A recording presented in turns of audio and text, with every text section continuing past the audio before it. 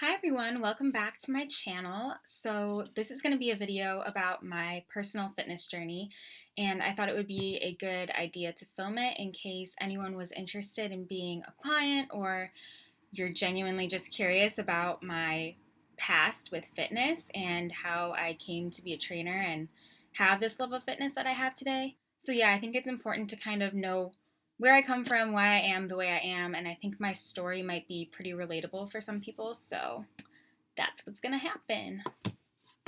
So I'm gonna try to keep this short, but I might jump around a little bit. So growing up, I guess I would consider myself to have been just a thin kid. I never really had any weight problems or any body image problems until around fifth or sixth grade. I think I started noticing I got a little pudgy in the midsection. And, I think about it sometimes, and that was kind of the age where, younger girls start to compare their weights and, everyone's going through those awkward times. So I definitely started to compare myself to others, and that's probably when it really started crossing my mind like, oh, maybe I could be healthier, more in shape, but I never really did anything about it, and I was young and I didn't know what to do, so I kind of just occasionally felt bad. And yeah.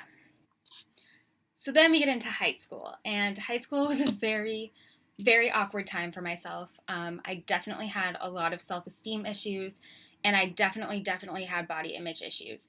And from, an outsider's perspective, I was still a pretty thin person. I played sports, I did basketball my freshman year. I played tons of intramurals throughout the rest of high school, and I even did circuit training with a family friend who was a trainer for me and my mom. So I would circuit train probably twice a week. But I guess the thing is that I kind of fell into the common mindset that it doesn't matter what you eat or how you eat as long as you work out. And I just saw working out as kind of this way of burning calories. So even when I was playing basketball, I would justify eating like crap with, oh, well, I had basketball practice today. And it didn't really work in my favor. So yeah, I might insert some pictures at some point. But I weighed 22 pounds more than I do right now, and that was without pretty much any muscular development whatsoever. So, in case you didn't know, muscle weighs more than fat. So, we'll get into the whole scale discussion another time, but that was that. I definitely saw the effects, and there were days when I absolutely just hated my body, hated myself, and then there were other days where I was like, oh, I'm okay with this, like I don't look so bad. But I remember the muffin top constantly being an issue, like buying jeans. I didn't want to buy shirts that were too tight because I was so self-conscious. And then like other days I didn't feel so bad, but it was just kind of this up and down emotional roller coaster all throughout high school. And then senior year I got into my first serious relationship, and I felt a little bit better about myself because it's always nice to have that reassurance from someone else. But the thing is that only lasts as long as you're with that person and things are going well. So yeah, senior year I think was probably the pitfall of my health and wellness. I ate like crap. I remember I would come home and eat like, I thought this was a healthy snack, but I would have, what are they called? Ritz or table crackers, just like the white saltine crackers, and like super sugary apple juice every day after school. And I thought that was like the healthiest snack ever. I ate tons of processed junk. Like for me, healthy was like those 100-calorie snack packs, and I would eat a ton of those, and I thought I was eating healthy. What else? I used to dip jumbo marshmallows in peanut butter. It was pretty rough. And I don't think I was doing as much physical activity that year, but I was still circuit training this whole time. So then we get into the kind of tough stuff. The summer of my senior year of high school, going into my freshman year of college, I got in a pretty bad car accident.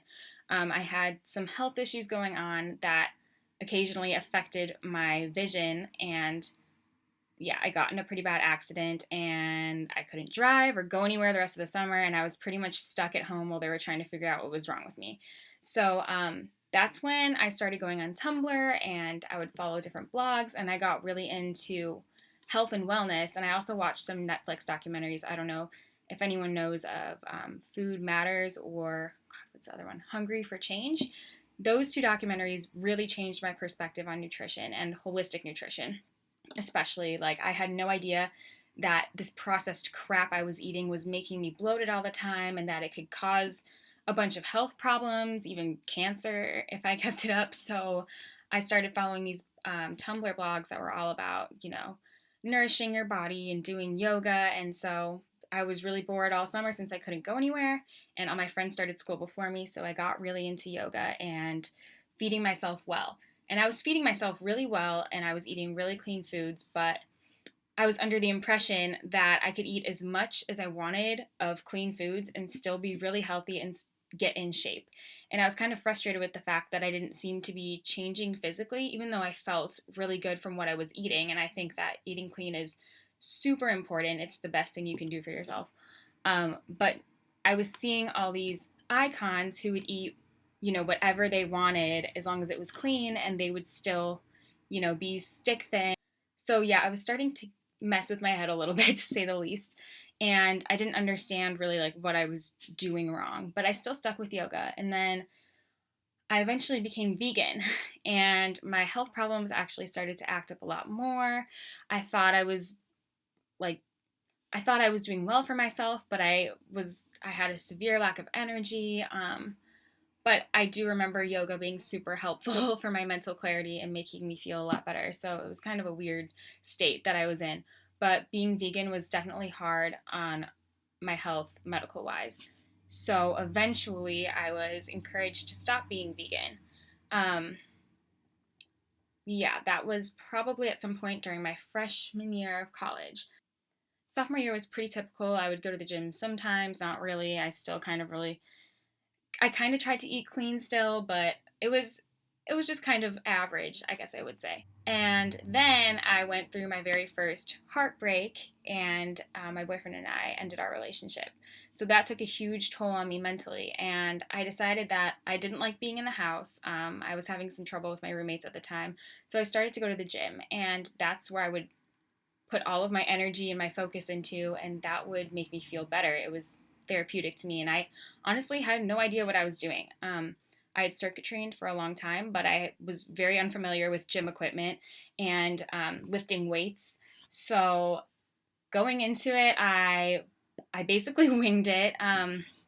Pretty much every day, I would do like a full body intensive workout with like 20 minutes of running, and my body was not used to that. So I mean, inevitably, I saw really fast results initially, but it kind of plateaued, and I was definitely hitting this point where I was just consistently fatigued. My muscles weren't able to recover because I was training the same muscles every day. I would literally do the same set of exercises every single day, and I would also run every single day, which, um, if you follow my program or if you're interested in my ebook, that is like the one thing I stress is having a really good workout template for yourself and really setting up your week so that you have adequate time to recover and you're not overtraining, because overtraining can be insanely detrimental and it can actually have the reverse effects that you want it to, and you'll start to gain weight, you'll feel like crap. So basically, I was just overtraining myself, but I still was really interested in fitness.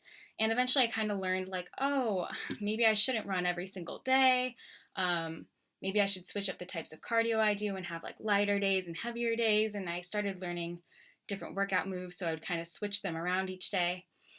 Then at the end of my sophomore year, I applied for a job at my school's rec center and I got hired, and I was really happy because, I had this newfound interest in fitness. Going into my job, I learned a lot. We had these intense training sessions where I had to learn all about the equipment. We had to know basics about different muscle groups and how to work them out in case we got questions about it working there. And I learned a lot during that time period. And just being in the gym every day and working and like seeing people work out and interacting with people that were really knowledgeable, because a lot of my coworkers are human phys majors, I learned a lot about fitness that I didn't know before. And meanwhile, I would do like my own research on the side, and I kind of figured out like what I was doing wrong. And that's when I started to introduce a split into my workout, which is, I'd focus on one muscle group one day and then another muscle group another day. And I think that's where my fitness progress really started to pick up. So fast forward a little bit.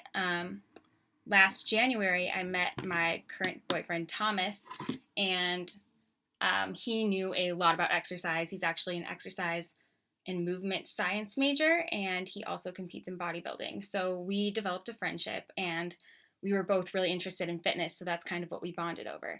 And also, I had decided actually a little bit earlier that I was going to start training for my ACE personal training certification. So I'd ordered all my materials and I was studying all that, so I was just learning a lot from multiple different resources. Getting to know Thomas, we shared a lot of our knowledge with each other. We both had very different backgrounds in fitness, but we both really learned a lot from each other, I feel like, and that was really great. So yeah, then in this past June of 2016, I took my ACE personal training test and I got certified, and that was a really huge milestone in my life. Like, I had been studying so hard for that test without any previous classes or really background in the subject, so I studied really, really hard to really learn and acquire all the information. I took as long as I possibly could to study for that test.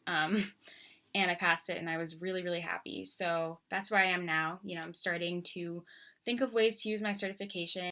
I definitely want to start training in person, but I do have this online business going on right now because I'm kind of in a weird limbo right now of figuring out where I'm going to live after school. I only have a term left. I'm supposed to graduate this December. So things are kind of up in the air, but I do really want to establish myself as an online trainer and start taking people from there. But back to, I guess, my journey, I still do struggle with body image issues, and I think probably everyone does to some degree.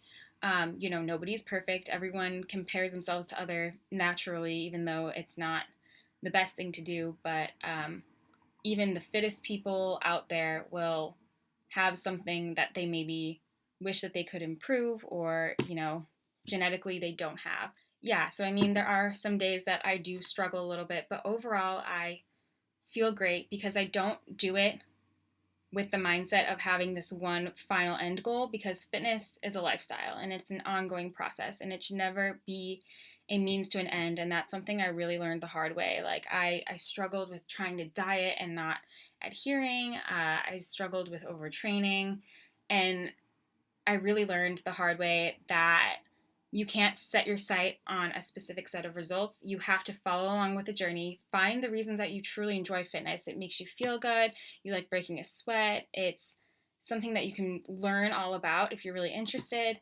And focus on how you feel in the moment when you're working out. Like, be really proud of yourself when you feel yourself moving heavy weights, or you can go up a weight, or when you're really present when you're working out and you're not focusing about what results you could possibly attain, then you're really going to adhere to it more, and it becomes a lifestyle, and it has become something that I truly enjoy, and I just love the way it makes me feel. I love the way it helps me cope with my stress when I'm stressed out with school. And by nature, after a long time, I've started to look back at where I was, a few years ago, and I really see my progress from there. But it's really, really hard to take a step back sometimes and see how far you've come. When you're focused on seeing results every single day, which you won't, it really kind of screws with your mind. So it's important to just stick with fitness and a healthy lifestyle if that's what you want to do. It's not for everyone.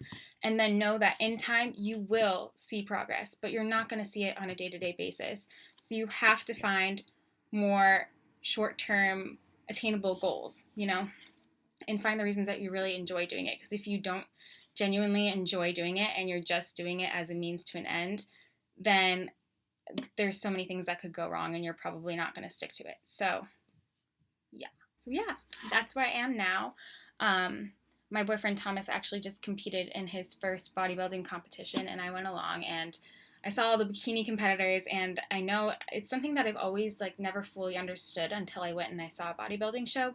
But it's definitely something now that I kind of understand the culture behind it more and what goes into it from seeing him prep. Something that I'm considering but not sure I really want to do yet. So there's definitely the possibility of me competing in the future. But for now, I'm really just focusing on my own progress and really trying to tailor my fitness plan and my nutrition plan to my body type. And I really just want to become the healthiest and best version of myself, and that's really all I hope to do for other people.